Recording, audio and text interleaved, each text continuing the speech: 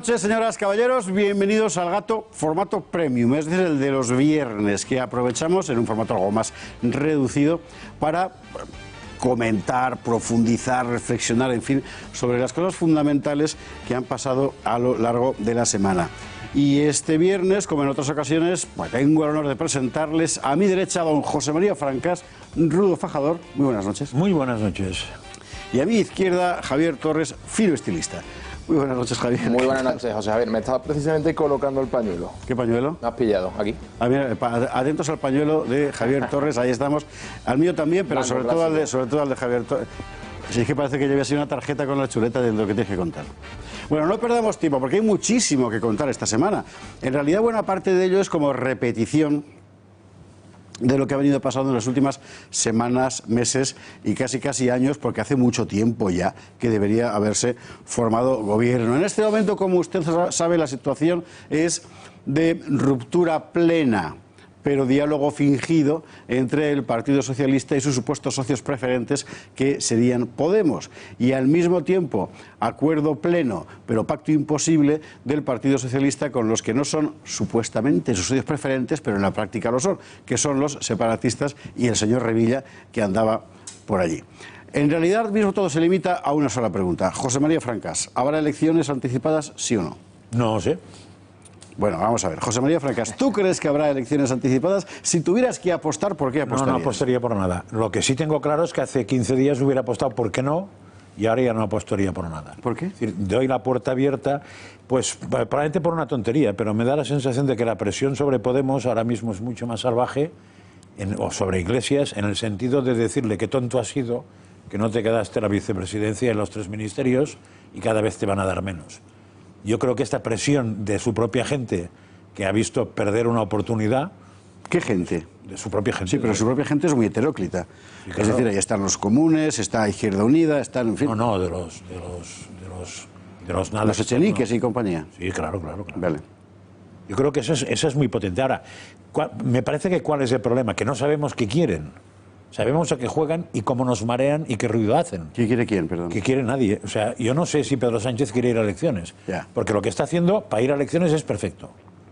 Que es dejar a los otros, entre comillas, con el culo al aire. Pero para negociar con ellos también es perfecto si lo consigue a última hora.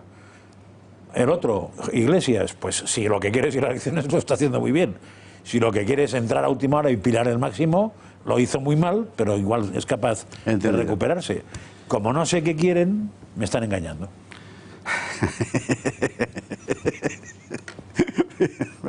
La conclusión me parece perfecta. Y Javi Torres, ¿tú cómo lo ves? Y el otro día dije en la redacción abierta que había un 99% de posibilidades de que se repitan las elecciones generales.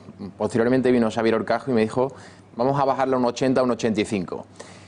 Y tengo la sensación, con los días cuando van pasando, que el señor Iglesias le puede dar en los morros a Sánchez de la siguiente manera. Es decir, ya la oferta del PSOE ha bajado, ya no le está ofreciendo los ministerios que en julio rechazó Iglesias, pero ¿qué pasaría si Pablo, que sabe perfectamente que Pedro quiere ir a elecciones, pues dice, bueno, el próximo 23 de septiembre te voy a votar que sí y ya vas a tener que formar gobierno y no vamos a ir a elecciones? Tiene una carta en la manga el Partido Socialista, que es la de presentarle un documento a Podemos, es decir, si usted vota que sí en la investidura, vamos a tener que firmar en esta hojita que tengo aquí delante que vas a apoyarme en los 4 años siguientes todos los presupuestos, es decir, una carta en blanco, que prácticamente eso es más que un matrimonio. Iglesias yo creo que no sería una mala opción, es decir, por un lado quedaría el mal diciendo que, lógicamente, no se entendería por un lado que si en julio dijo que no a 3 ministerios, sea una vicepresidenta, aunque ya sabemos que todo eso era cosmético, que no era nada importante lo que iba a hacer Podemos dentro del Ejecutivo, pero por otro lado puede venderlo Iglesias al electorado de la izquierda como yo he sido el que he salvado ir de nuevo a elecciones, porque no saben lo que puede ocurrir si ese millón de votantes que vino de la abstención, si se van a enfadar con nosotros y se van a quedar en casa y por lo tanto las fuerzas de la derecha pueden conseguir la mayoría absoluta. Iglesias se podría arrogar ese tanto, decir yo he sido el artífice de que tengamos un gobierno de izquierdas. A mí me dicen que depende mucho de las encuestas que están entrando hoy y ahora a los distintos partidos, porque las de agosto no son fiables. Las preagosto son viejas y hay que ver ahora. Claro, en el caso de que a Pedro Sánchez le fuera muy positivo ir a elecciones, no dudo que entregaría lo que hiciera falta para ir a elecciones. No le va a importar nada, quedar mal, lo que sea, si le da. Pero le da. Es lo que no sé. Has dado por supuesto que le da. Yo no lo doy por supuesto, digo que es una posibilidad. No, porque dices que quiere ir a elecciones seguro. Sí, no, eso es lo único que tengo claro, que Sánchez quiere ir a elecciones porque todas las encuestas le están diciendo que el PSOE mejoraría el resultado. Sí, pues, y no solamente el CIS de Tezanos, todas. Ya, Que por cierto, hay nos reíamos mucho de Tezanos y yo el primero. Sí. Y el señor Tezanos al final en las últimas generales del 28 de abril lo es el clavó. que más acertó. Ya, lo que pasa es que yo con ese asunto nunca sé muy bien si las encuestas son ¿cómo decir?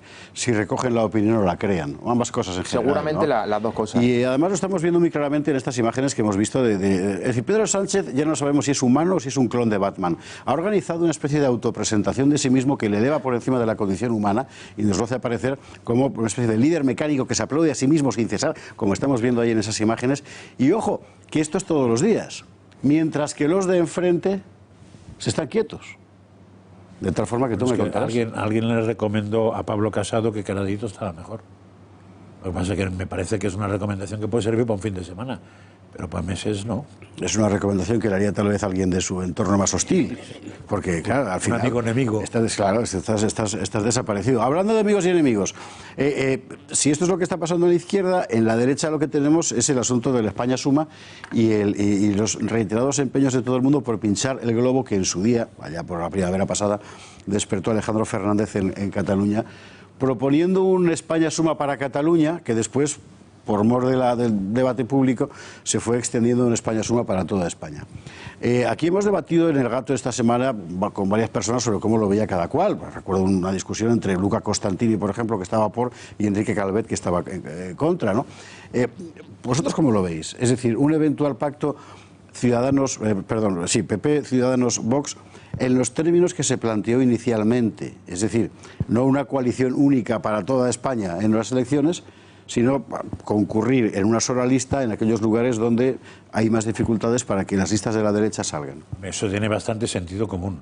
O sea, presentarse en determinadas zonas, por ejemplo, es que en Cataluña el PP no puede ir a peor, que tiene un diputado, me parece, ¿no? O sea, llega un momento que no puedes ir. En el País Vasco no puedes ir a peor. Entonces, claro, es decir, como es imposible de España resta, porque no pueden restar nada, hay que ir a la España Suma. Entonces, a mí me parece muy sensato que en aquellos sitios, bajo un programa concreto, porque si no, en teoría, Vox y Ciudadanos son absolutamente incompatibles. Sí, en teoría y en la práctica. Entonces, o se presenta un programa muy concreto con unos puntos muy determinados de actuación, o es muy difícil de explicar eso. ¿Tú cómo lo ves, Javier? Por un lado están los números, la evidencia de estas particularidades que tiene la Lidón. Yo siempre pongo el ejemplo de Ceuta. En Ceuta el escaño se lo llevó el PSOE, que creo que cosechó 11.000, 12.000 votos. Vox se quedó, segunda posición, a 2.000 votos. Luego vino el PP y Ciudadanos, es decir, entre PP, Ciudadanos y Vox sacaban como el triple de lo que cosechó el Partido Socialista. Entonces, esa división de votos en determinadas provincias, circunscripciones, claro que tiene sentido esta coalición. Por otro lado, la honestidad del Partido Popular planteando esto. Es decir, PP lo ha hecho como una jugada de marketing sabiendo que Ciudadanos va a decir que no, ya lo ha dicho Rivera.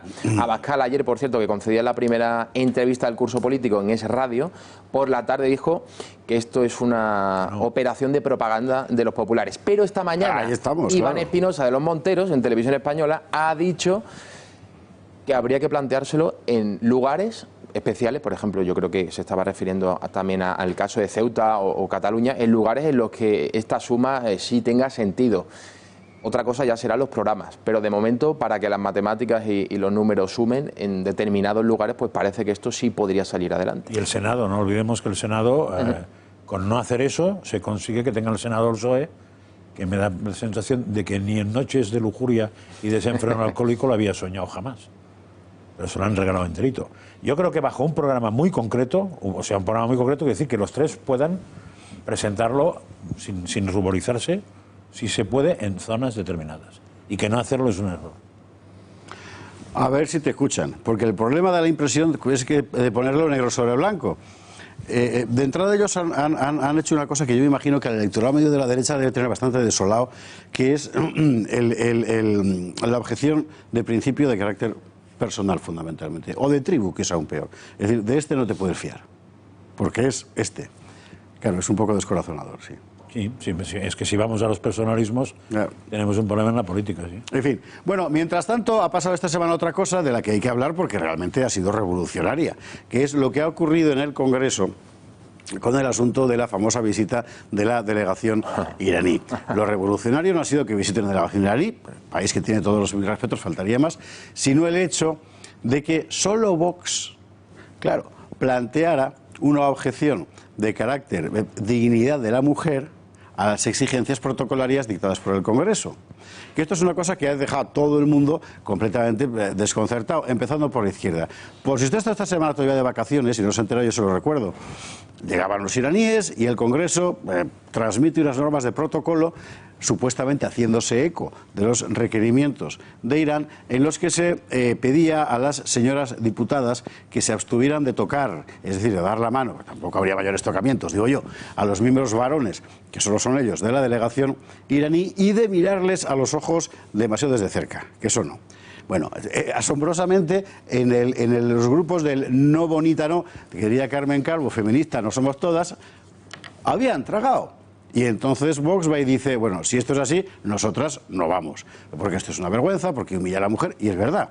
Claro, se levantó la liebre y entonces otros empezaron a decir, ahí va, es verdad, y empezaron a sumarse a la disidencia. Finalmente, si no me equivoco, el Congreso optó por retirar el momento protocolario del saludo y así, pues bueno, en fin, te quitabas de encima el problema. Lo interesante es que hasta el ABC, diario ABC, que durante las campañas electorales se ha manifestado claramente frente a Vox y por el PP, dedicaba una portada de elogio a Vox por este asunto. Y no solamente el ABC, Anabel Alonso, que no es precisamente de derechas, pues dedicó un tuit asombrada por que fuera Vox el que sacara ese tema. Cosa que es muy interesante porque a mí descubrir gente de izquierdas que no es sectaria es una de las cosas que me produce mayor gozo, diríamos, de lo gozo ordinario. Facta non verba, decían los romanos, ¿no? Hechos y no palabras. Yo creo que, no diría del año, pero del nuevo curso político, sin duda para mí ha sido la noticia. Es decir, un hecho tan evidente que ha retratado a todos esos partidos que presumen de progresistas, que el 8M van a esa huelga, aunque yo no la podría denominar de huelga, el Día Internacional de la Mujer, porque la huelga se hace siempre de abajo contra los de arriba, y en este caso pues los de arriba la huelga feminista, sí. Todos los de arriba en la calle, todos los prácticamente las instituciones del Estado, pero lo que quiero decir que todos estos partidos progresistas que salen el 8M, que dan lecciones de feminismo, ¿dónde estaban señores del PSOE, señores de Podemos, señores del feminismo liberal, de Ciudadanos, aunque luego rectificaron a última hora, cuando ya Vox había puesto el dedo sobre la delegación iraní, había señalado que estos señores venían con un protocolo que es incompatible con la manera de ver el mundo que tenemos en España y en Occidente en general, que las mujeres no pueden estrecharle la mano y que las mujeres ni siquiera pueden mirarle a los ojos. ¿Cómo te puedes tragar esto? Y luego vas diciendo que Vox son los machistas que están en contra de las mujeres. Creo que lo que sucedió esta semana en el Congreso ha retratado, y no sé si va a abrir esto los ojos a mucha gente que se decantó precisamente por el Partido Socialista en las últimas elecciones. Bueno, pues a raíz de esa propaganda que vimos en tantos grandes medios de comunicación, que viene el fascismo, que vienen los señores que quieren maltratar a las mujeres, que no condenan la violencia contra las mujeres, todo esto es falso, pero hechos y no palabras. Y además eso de que se retractaron, claro, los Ciudadanos lo que hace es enviar a un señor. O sea, la diputada que tenía que ir dice, vete tú, Pepito. Esto sí, eso es retractarse, y lo de suprimir el momento, pues eso no es retractarse. Eso se llamaría aconejarse más bien, y no meterse en fuelones y decir... Pero en el fondo es tragar. Yo pienso que lo importante de eso no solamente es el hecho en sí, sino que ha abierto un tema que es el que tiene que Europa discutir si no queremos tener un problema.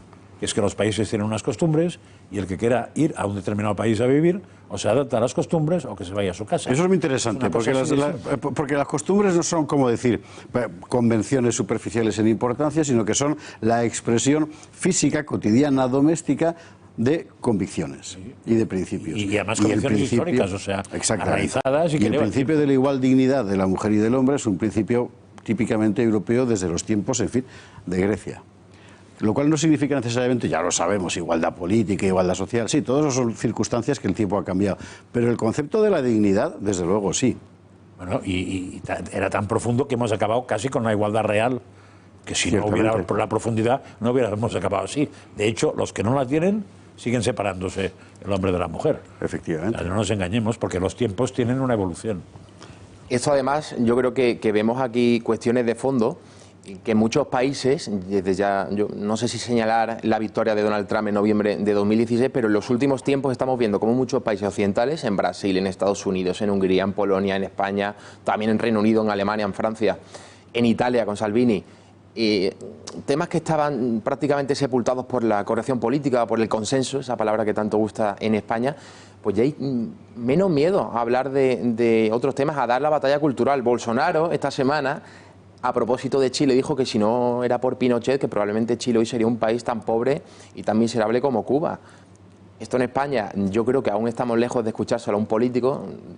Por ejemplo, reconocer las cosas buenas que tuvo la dictadura de Franco. Hubo cosas malas y cosas buenas, por ejemplo, tú le explicas a un chaval de la ESO, de la LOCSE, que la seguridad social y la sanidad pública universal la tenemos porque fueron logros del anterior régimen y no del actual, o que hubo una clase media que antes del franquismo no existía en España y que afortunadamente en el año 75 sí existía, o por ejemplo el dato de paro del año 75, creo que era un 3, un 4%, cuando todo esto se lo dices a alguien que no ha estudiado historia, porque todo lo que recibe ese chaval, que yo no le culpo, es que son consignas, que es propaganda todo el rato por parte de los grandes medios de comunicación. No se profundiza y son gente, desgraciadamente, que no van a madurar políticamente nunca, porque se van a quedar siendo adultos, pero van a ser niños. Pues mésate los cabellos y rásgate las vestiduras, porque en la ley de memoria histórica que está preparándose en el Congreso, nos lo contaba esta semana Joaquín Robles aquí en esta mesa, todo esto que tú acabas de decir te va a llevar a la cárcel. ¿Ah, sí?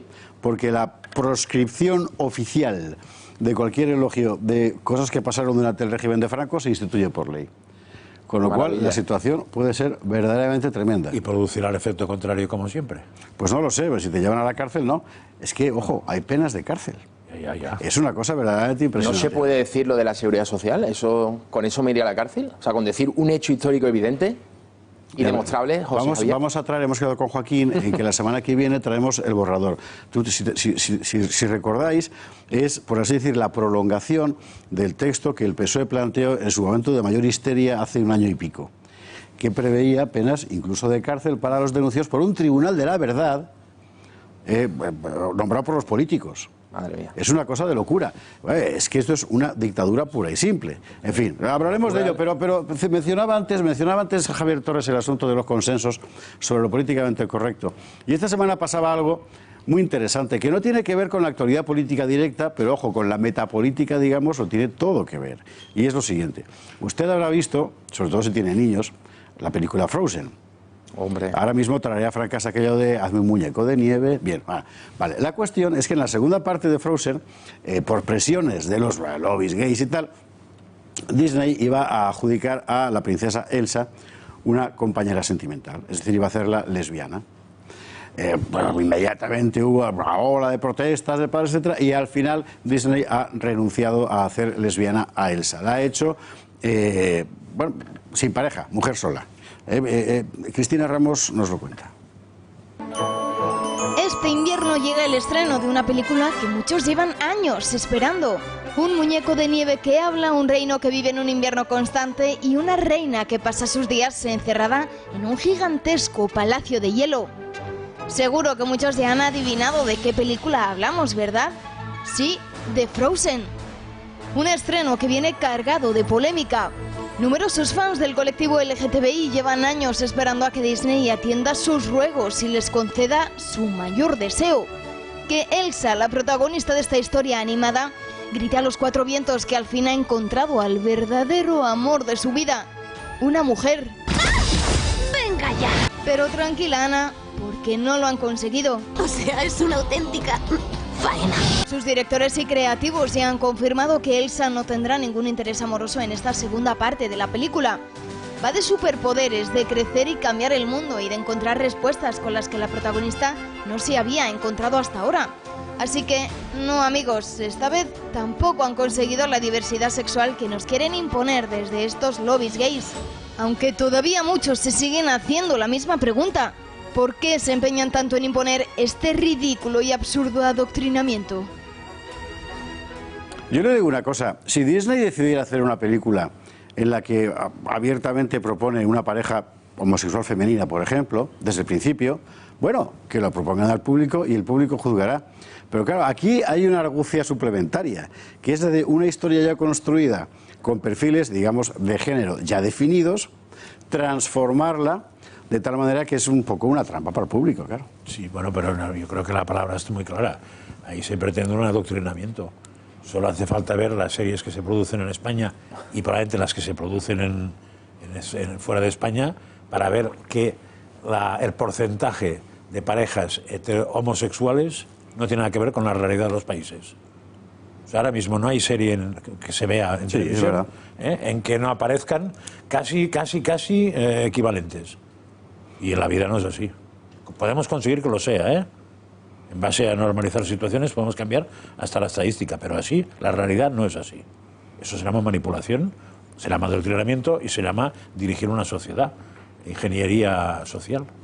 No es nuevo, desde luego, la presión que ejercen estos grupos LGTB, el lobby gay sobre Disney, sobre, en fin, la industria de la cultura y sobre la educación. Pero yo querría poner el foco en qué momento estamos de la historia, porque uno escucha decir a pensadores, bueno, no sé si lo de pensadores es un regalo que yo les hago, pero bueno, vamos a catalogarlos de pensadores. Me estoy refiriendo a gente como Elisa Beni o como Antonio Maestre, que les veo mucho yo, les sigo en las tertulias de La Sexta. Pero no se puede comparar. Bueno, sí, en realidad sí se puede comparar. ¿Qué te digo? Sigo mucho esas tertulias, José Javier, porque a propósito de la educación, ellos ya lo dicen categóricamente, sin que esto suscite sonrojo, que tú, en tanto que padre, no tienes el derecho a educar a tu hijo, que a la escuela van tus hijos a que Antonio Maestre y Elisa Beni los eduquen ellos.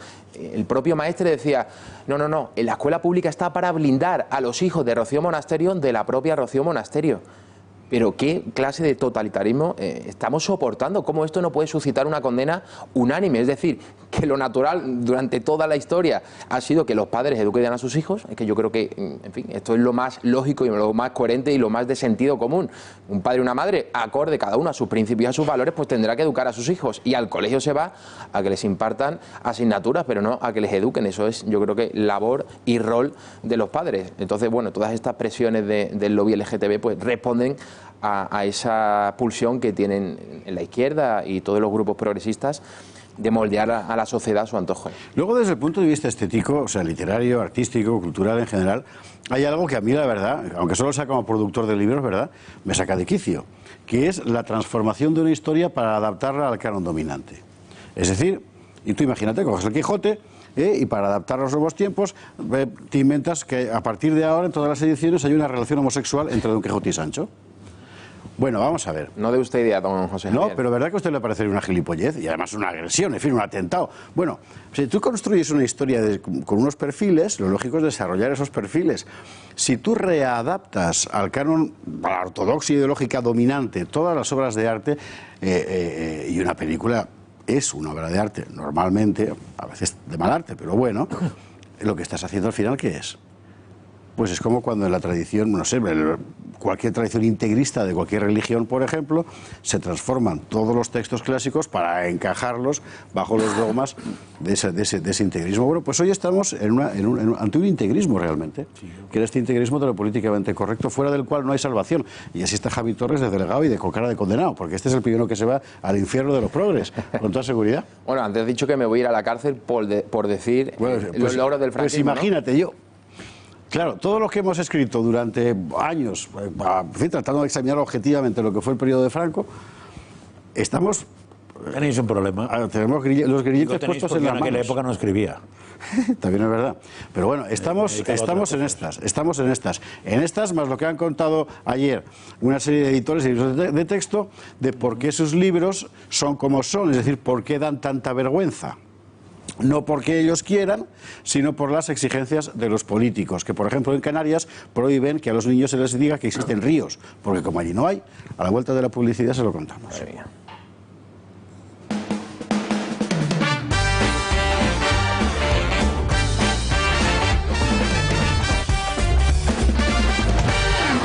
estamos de vuelta. Gato de viernes, le comentaba hace un instante, protesta, iba a decir gremial, en realidad no, pero bueno, debería serlo y vale, como ha sido, de los editores de libros de texto por los contenidos. ¿Por qué? Pues porque como España es un país que se ha neofeudalizado completamente y se ha disgregado de los diferentes cacicazgos de los grupos de poder autonómicos, a la hora de enseñar a los niños las cosas, se obliga a que la enseñanza que se imparte se subordine a los intereses de la casta dominante en cada lugar. Así, por ejemplo, en Canarias se aconseja que nos hable de los ríos, porque como en Canarias no hay ríos, para acentuar la canaridad del niño, digo yo que se diga así, mejor que nos hable de los ríos. En Cataluña, mejor que nos hable de los reyes católicos, porque no existieron tal cosa. Si haces libros de texto en castellano, pues Wilfredo el Belloso, mejor seguir llamándolo el Pilós, que es como se dice en catalán. Por supuesto, en todas las regiones, las comunidades de lo que un día fue la Corona de Aragón, ahora hay que hablar de Corona Catalano-Aragonesa, que es una cosa que no existió nunca, pero que a partir de ahora, bueno, desde hace ya años por cierto, es de curso oficial y así sucesivamente. Los editores de libros de texto se quejan porque esto obliga a una proliferación hasta el infinito, claro, de variedades de productos, lo cual los encarece. Y además, y sobre todo, y es lo que vamos a examinar aquí, porque desde el punto de vista intelectual es de una deshonestidad absoluta. Y es una auténtica vergüenza, pero hay que decirlo porque como forma parte ya de la atmósfera, la gente lo da, bueno, pues como una de estas cosas que te pasan, como el anticiclón de las Azores, ¿verdad?, que no se puede cambiar, a que los políticos de turno, que por lo general además son de un nivel cultural más bien bajo, tirando muy bajo, te dicten lo que tiene que ser la verdad oficial. Y aquí un docente. No, yo solo doy un dato, separándome un poco de la línea que hay que escoger, que ya recogeré, solo doy un dato. Supongamos que los cursos que hay de enseñanza son 10. Supongamos que hay 10 asignaturas por año. Supongamos que hay 10 editoriales, estaríamos hablando de 1000 posibles libros distintos, ¿no? Bueno, se editan 33.000 libros para la enseñanza primaria y secundaria, distintos en España. 33.000, lo cual quiere decir la locura donde ha llegado. Entonces, otro tema es la deshonestidad o no. Es decir, que tú tengas que adaptar un libro al estudio de tu territorio se podría entender en alguna cosa. Se podría entender, por ejemplo, eso se podría entender. En geografía sí, es claro, lógico que haya más explicación porque no tiene mucho interés que sepa de los Urales lo que quieras y la Sierra de Madrid, el señor de Madrid, no conozca nada. Eso es bastante absurdo, a menos en algún curso, igual en otro no. Y lo mismo de historia, pero de aquí a inventarse la historia, a inventarse la geografía y a poner chuminadas y lo digo con todas las palabras, en los libros de texto va a una distancia que va de la honestidad intelectual a la desfachatez. Yo creo que es el ejemplo paradigmático de la España de las autonomías. 17 comunidades, 17 historias de España diferentes. En Cataluña, ¿de qué se han quejado los editores? De la referencia a los Reyes Católicos. Que no quieren que los niños en las escuelas catalanas puedan estudiar a los Reyes Católicos. ¿Y qué hay de fondo con todo esto? Por ejemplo, hoy, que es 6 de septiembre, que se cumple en 497 años de la llegada de Juan Sebastián Elcano a Sanlúcar de Barrameda, después de completar la primera circunnavegación al mundo, la primera vuelta al mundo. Este tipo de efemérides históricas, que es verdad que lo hemos hablado alguna vez a Esparza en la redacción abierta, que en los últimos años hay un rebrote, hay muchas sí, personas, periodistas, también historiadores, intelectuales, que hay un auge de la historia de España, que todas estas cosas, los episodios heroicos se están recuperando, pero eso está precisamente ocurriendo fuera del pensamiento dominante, fuera de las instituciones.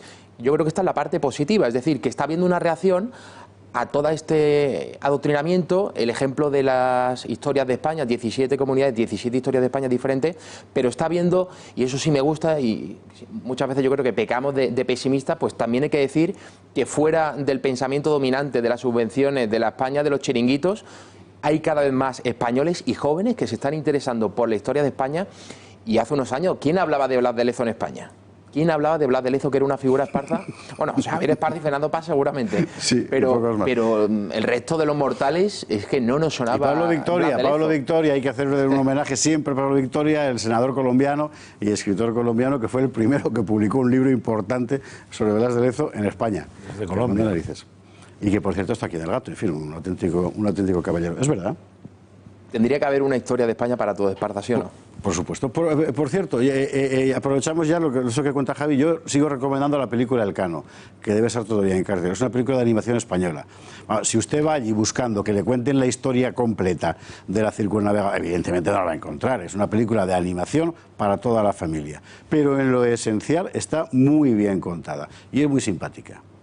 Y esto hay que subrayarlo porque vale la pena ir. La adaptación curricular a las ¿cómo decir?, a las diferentes regiones y sus peculiaridades, la rica multiplicidad de sus regiones, como decía Franco en su testamento político, quiero recordar, porque esto viene de lejos, es comprensible hasta cierto punto.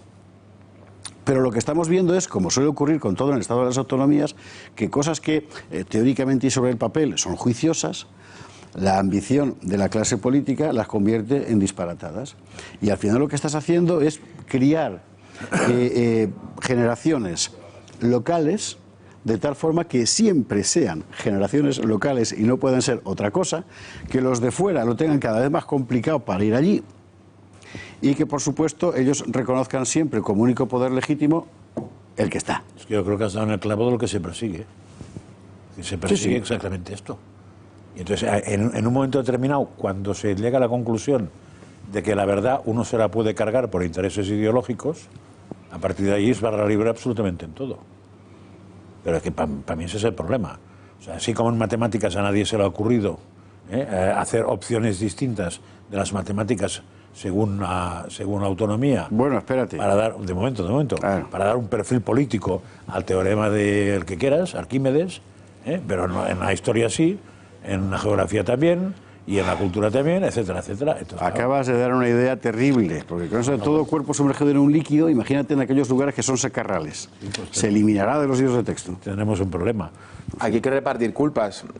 ¿Por qué el nacionalismo ha podido imponer su rodillo ideológico en las distintas comunidades? Bueno, pues porque señores en Madrid se lo han permitido, ¿no? En el año 1996 el señor Aznar firmaba el vergonzoso pacto del Majestic con Jordi Pujol y cedía competencias en educación al nacionalismo. Luego el PP se rasga las vestiduras, hay que ver la izquierda lo que hace con los nacionalistas, pero claro, también lo habéis hecho vosotros.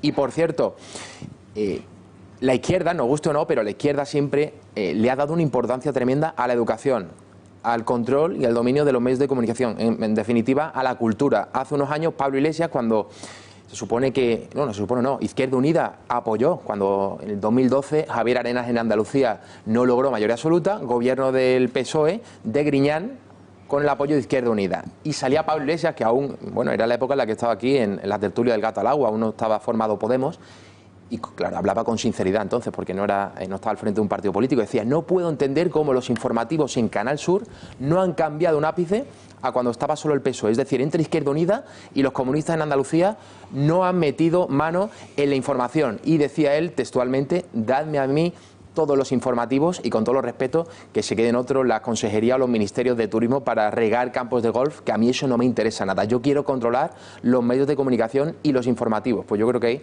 ahí está todo. Sí, pero no solamente los informativos.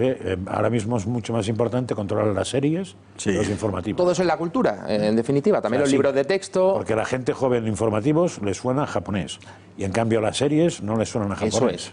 ¿Alguien me puede decir en qué serie no aparece siempre, a propósito antes de lo de Frozen, la penetración hegemónica de la izquierda y de los grupos LGTB? No hay serie o película en la que ya no haya un personaje homosexual y siempre o casi siempre suele ser un personaje virtuoso, simpático, que te cae bien, le ves y siempre es el simpático, el que hace las cosas bien, en el 90 al 95% de todas las series que nos llegan de los Estados Unidos. Hablaba Javier Torres antes de aquello que decía Pablo Iglesias, de no entiendo cómo Izquierda Unida lo ha entrado en Canal Sur y tal. Vale.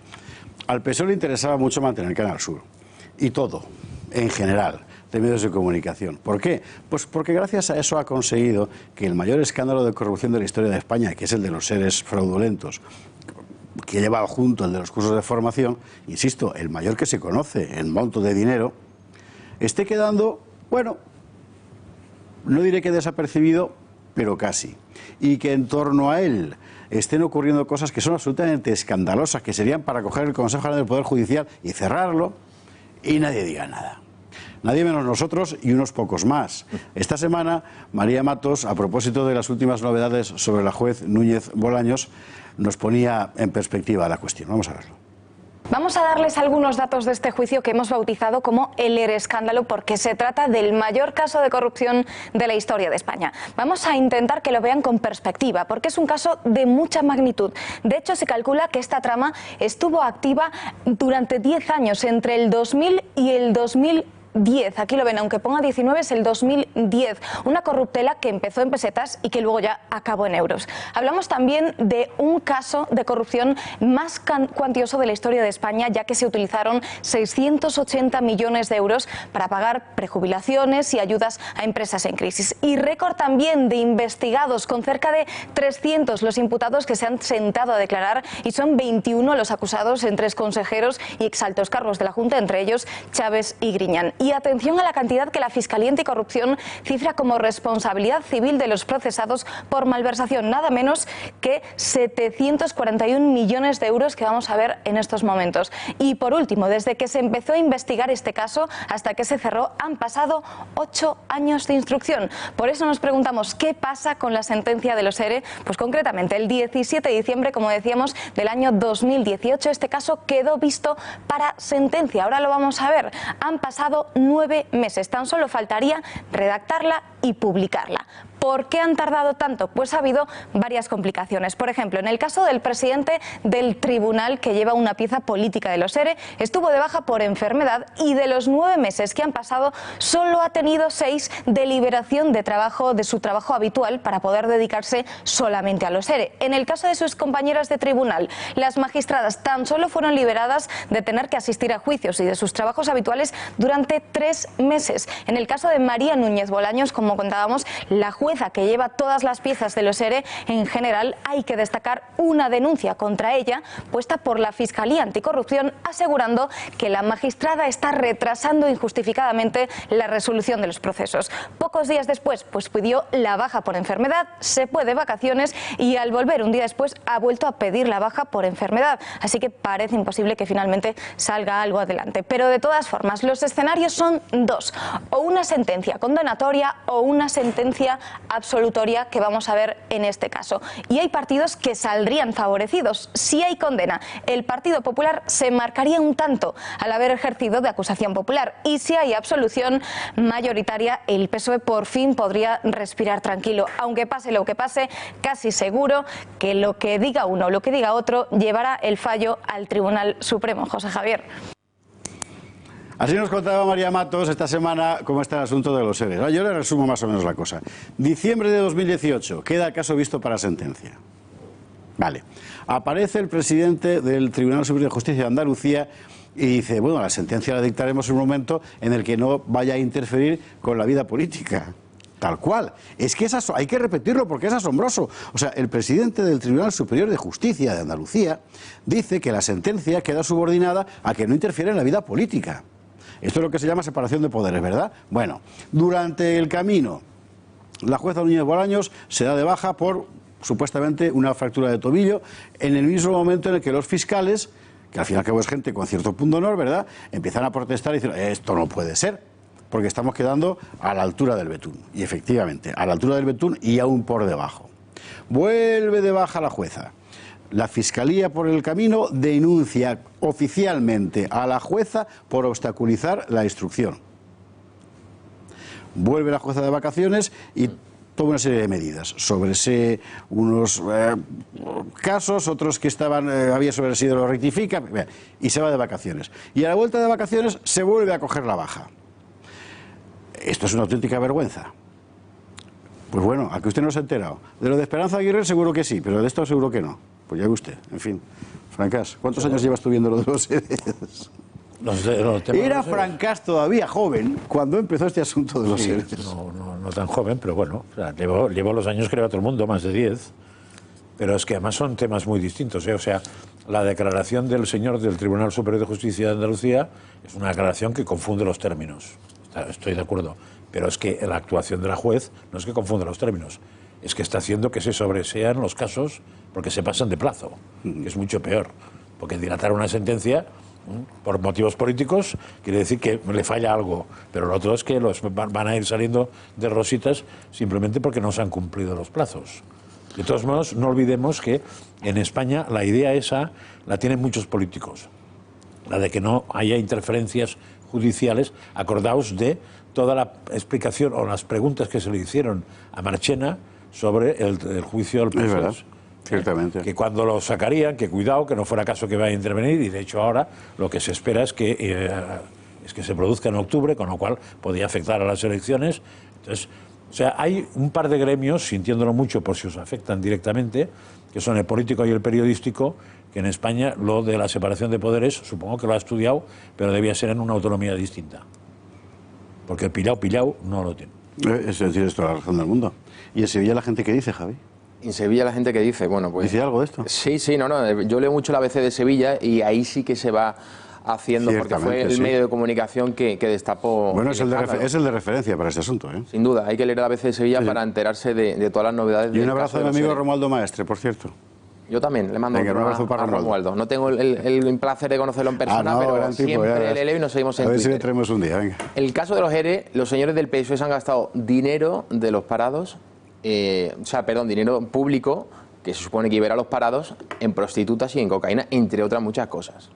Prácticamente es anecdótico en qué se lo han gastado, pero el tema es que se lo han gastado y han defraudado muchísimo dinero. Y en comprar votos la mayoría. Y es el mayor escándalo de la historia de la democracia. Pero si uno atiende a esa narrativa mediática de quienes ostentan la hegemonía de los medios, los dos transatlánticos que hay, Mediaset y A3 Media, pareciera que no ha pasado absolutamente nada en Andalucía. Había una chirigota en Cádiz que decía hace unos años que lo de, en tono irónico, que lo de los seres había sido cosa de 4 golfos, porque esto fue lo que al principio dijo el señor Manuel Chávez. Esto es cosa de 4 golfos. Y este es el mayor escándalo de la historia de la democracia, pero como la izquierda domina los medios de comunicación, pues aquí cualquiera que roba en un supermercado un bote de gomina por 3 euros, pues es un escándalo comparado con esto.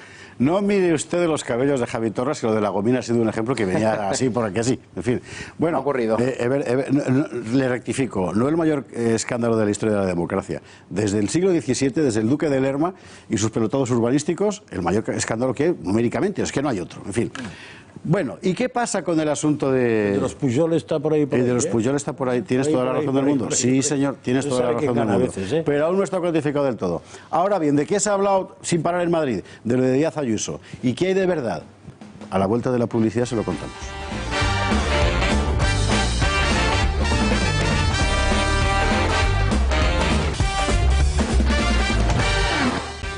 Bueno, el asunto de Isabel Díaz Ayuso, usted lo conocerá bien. Vamos a contarle a fondo lo que hay. Antes, importantísimo, recordarle que seguimos con la bandera levantada y el banderín de enganche abierto. Club de Amigos de Intereconomía. Estamos empeñados en ser la primera televisión del mundo que consigue sobrevivir gracias única y exclusivamente a sus espectadores. Para un periodista es el sueño de la independencia absoluta. Es decir, depender solo de ustedes, que nos ven, que esta sea también su televisión. Que igual que Cebrián y Roures y Soros y toda esa gente tiene su tele, usted también, que sea esta. Y para eso puede participar a través del Club de Amigos de Intereconomía, 916162464, haciéndose socio. Es barato. Es barato. Usted puede dar lo que quiera, por supuesto, pero es barato. Y sobre todo, formará parte usted de un proyecto que ahora mismo en España y con la que está cayendo es absolutamente imprescindible para que alguien dentro de esta caja estúpida diga las mismas cosas que usted piensa y que nadie más, al parecer, se atreve a defender. Club de Amigos de Intereconomía. Llame ya, puede llamar en cualquier momento porque la llamada queda registrada y se la devuelven en cuanto esté libre la operadora. Así que no se lo piense más. Por ejemplo, el asunto este de Isabel Díaz Ayuso, porque hay que contar las cosas como son. Cualquiera que viva en Madrid y aledaños, o incluso en toda España, porque esto ya ha llenado todo género de cadenas, ¿verdad? En Madrid hay un problema que es que la preside una corrupta. ¿Por qué? Pues porque toda la izquierda lo ha dicho de repente, y como ellos lo llenan todo, que quedó ya puesta la etiqueta. ¿Qué se sabe de verdad? Tan seria ha sido la cosa, que hasta los propios socios de gobierno de Ayuso, empezando por el señor Aguado, se sumaron a una comisión de investigación sobre la presidenta. Este tipo de puñaladas en las que Ciudadanos empieza a ser últimamente, en fin, bastante experto. Claro, de repente aparece Miguel Ángel Rodríguez, aquel que fue, en fin, el jefe de comunicación de Aznar, y publica un tuit hablando de que el padre del señor Aguado también había recibido un crédito de la misma entidad. A partir de ahí, bueno, Isabel Díaz Ayuso pues, salió hecha una señora para decir, bueno, yo apoyaré a todo el mundo, a este que me acaba de clavar la daga, sí, también. Bueno, pero la cosa ha seguido. Hoy se constituía, creo que es hoy, la Comisión de Investigación en la Comunidad de Madrid al respecto. ¿Y qué es exactamente lo que van a investigar? Bueno, Cristina Ramos lo resume así. Sus adversarios se lo han dicho por activa y por pasiva. Los mismos compañeros y compañeras que han estado trabajando en esto, según han acabado, bueno, pues se han puesto a trabajar y muy pronto lo pondremos en conocimiento de Fiscalía. Cuestión de días. Cuestión de días. Pero se utiliza el dinero público para beneficiar a un partido, que es el Partido Popular. Lo importante es que se tomen medidas contra ello.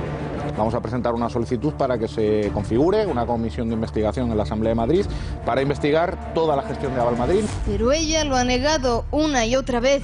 Yo lo que hago es respetar la presunción de inocencia, que es lo que toca en estos momentos, para después ya entrar a valorar en el futuro cualquier otra consideración. Sin embargo, todavía son muchos los que tratan de vincular a la joven popular con una antigua deuda de su padre en 2011 con otros 8 socios. La historia es muy sencilla. La empresa del padre de Díaz Ayuso pidió un crédito a una entidad financiera y el préstamo corrió a cargo de Aval Madrid. Este crédito se impagó y Aval Madrid asumió sus obligaciones abonando todas las cuantías que pudieran quedar pendientes. Sin embargo, cuando se produjeron los primeros impagos, hubo que proceder a la ejecución hipotecaria y Aval Madrid confió esta tarea a unos especialistas que no lograron la recuperación del importe. Ahora, casi 8 años después y con todos los deudores ya fallecidos, Aval Madrid tan solo puede tratar de recuperar la totalidad del importe a través de los herederos de esta historia. Sin embargo, en el caso de Ayuso, renunció a la herencia de su padre. Así que esto demuestra una vez más que tan solo se trata de una campaña mediática orquestada por los políticos de izquierdas. Tratando de salvar la parte estrictamente personal que hay en esta historia, porque hay un fondo de historia familiar desdichada y tal, y vamos a tratar de salir de ahí porque no conduce a ningún lado, aquí la clave está en eso, es decir, al final lo que se le reprocha es que ella era heredera de uno de los inmuebles aportados como compensación a un crédito que no se pudo devolver, pero ella había renunciado a la herencia y desde luego se puede imaginar que quien pide el crédito, es decir, en este caso el padre y sus socios, no lo pide con el objetivo de no devolverlo. Con lo cual, exactamente, ¿dónde está el caso? Bueno, pues no hay. Pues, no, pero yo creo que sí que el caso está en que una serie de medios de comunicación y una serie de partidos políticos lo han cogido como bandera para demostrar que el PP sigue siendo un partido choricero. Porque si ahora mismo tú aceptas que hay una generación nueva distinta, pues ya no te vale todo el argumentario. Entonces hay que demostrar que la generación sigue siendo o sea, que son los mismos perros con distintos collares. Como han pillado esto, no van a parar. A mí me ha parecido muy interesante la frase que ha dicho Isabel, no sé si creo que ayer o anteayer, de que la izquierda, o alguna izquierda en Madrid, es una máquina de destrucción en lo personal, porque es absolutamente así de simple. Es decir, el argumento es, su padre hizo tal cosa. De la misma manera que podríamos empezar a usar el argumento de su padre, a mucha gente de izquierdas muy radical y muy tal, su padre fue franquista, su padre fue chorizo, su padre fue tal. Es un argumento que no me ha gustado nunca, a pesar de que probablemente mi padre les puede dar moralmente sopas con onda a los de derechas y a los de izquierdas, porque no le he encontrado ninguna falta. Pero no lo usaré ni para bien ni para mal, porque como tengo ese complejo de que yo soy yo, que algunos ya se ve que no tienen, entonces me valgo por mis medios, defiendo lo que hago y me acuso de lo que hago mal. Pero no me meto ni mi padre ni mi madre, ni a una tía mía. El que no tiene nada que hacer, pues entiendo que vaya a su familia o a la de los demás. Bastante triste ese espectáculo. Isabel Serra de Podemos incluso llegaba a calificar al PP de organización criminal esta semana. Sí. Organización criminal. Sí. Es que vamos, como nadie se los pone, no tienen límite, claro. Entonces, al final, como volvemos a lo de antes, ¿quiénes ostentan la hegemonía en los medios de comunicación? Pues por este motivo, Pablo Casado, el presidente del PP, va a tener muy complicado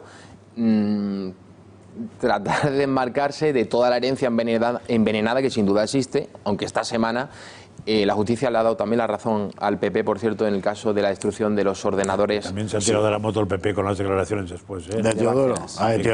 Teodoro estaba tan contento porque no se lo creía que se ha pasado de frenada. Ahora vamos con este asunto, pero terminamos con... No, digo, la justicia le ha dado la razón al PP con el tema de la destrucción de los ordenadores, pero hay que decir que...